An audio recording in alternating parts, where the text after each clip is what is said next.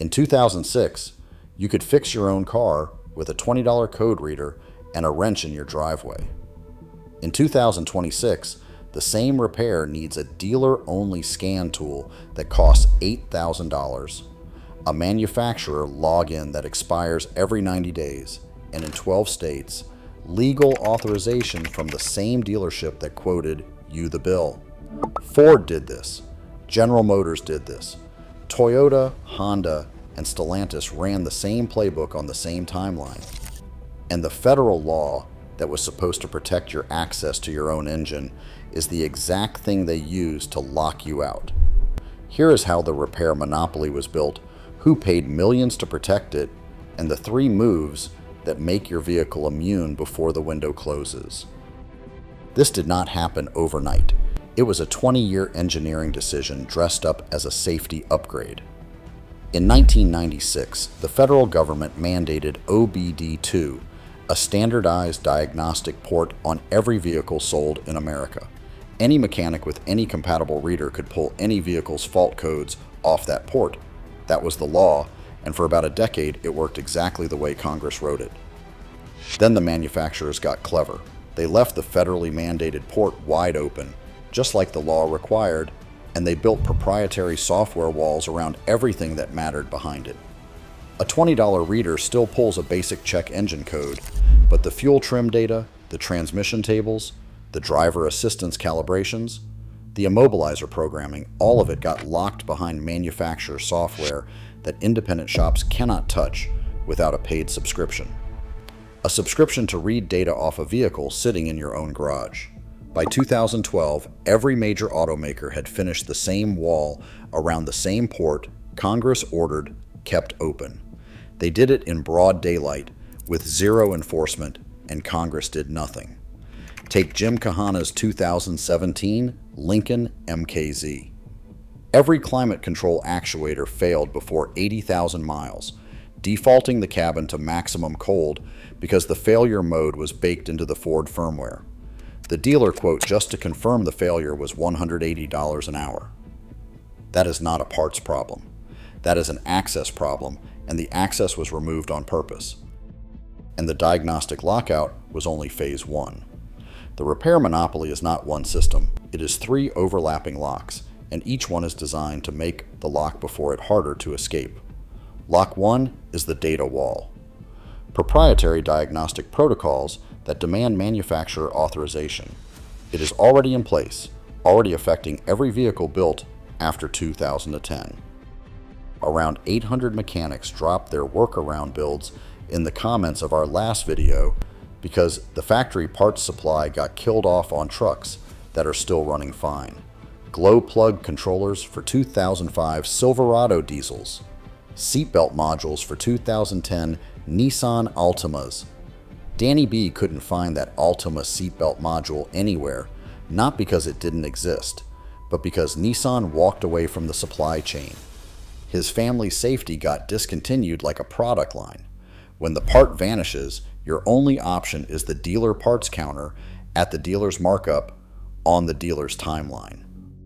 Lock 3 is the one most people have never heard of, and it is the most dangerous one rolling out right now. The calibration requirement. Any vehicle with cameras or radar needs a manufacturer-specific calibration after almost any repair that touches a sensor. Replace the windshield on a 2022 Ford F-150 with a front-facing camera, and the dealer calibration runs $400 to $1,200. The windshield itself costs about $300. Here is the trick. That calibration is not hard. Any competent independent shop can perform it, but the software is manufacturer locked. The access codes are dealer only, and in the 12 states with pending authorization bills, performing that calibration yourself would become an actual legal violation. Data, parts, calibration. 3 locks, each one generating revenue at the exact moment you have the least leverage. Now here is what they really don't want circulating. The aftermarket community has been beating all 3 of these locks for years, and none of it requires their permission. Move 1 defeats the data wall, a professional bidirectional scan tool, an Autel Maxi SYS, a Launch X431, or a Snap-on Zeus gives you dealer-level diagnostic capability for a one-time cost between $800 and $2,000. No subscription, no expiring login. A tool you own outright that reads everything the dealer's tool reads. The manufacturers have specifically lobbied against these tools in the authorization legislation, which tells you exactly how well they work. Move 2 defeats parties' starvation. The standalone replacement market has built a direct alternative to nearly every factory failure point. Brands like Holley, Haltech, and AEM handle engine management. TCI and US Shift cover transmission control. Universal blend door controllers address the climate systems automakers abandoned. One viewer improved our GM security bypass using a $5 adjustable resistor that works across every GM platform on the road. The community engineers the fix faster than the factory can discontinue the problem. Move 3 defeats the calibration lock. Calibration targets are available from independent suppliers for under $200. The full procedure is documented in the factory service manuals, which you can legally access through ALData and Mitchell One for about $26 a month. The dealer controls one thing, the software access, and that single gap is exactly what the federal right to repair bill is written to close. If this is the kind of breakdown you want every week, take 2 seconds and subscribe. This channel exists to keep mechanical independence alive. So let's talk about that bill, because this is where it gets infuriating. The Repair Act, House Resolution 906, would force manufacturers to hand independent shops and vehicle owners the same diagnostic access, calibration software, and parts data the dealer network already gets. Nothing radical, just the access the 1996 law already implied you had. The National Automobile Dealers Association spent $3.3 million lobbying against it in a single congressional cycle.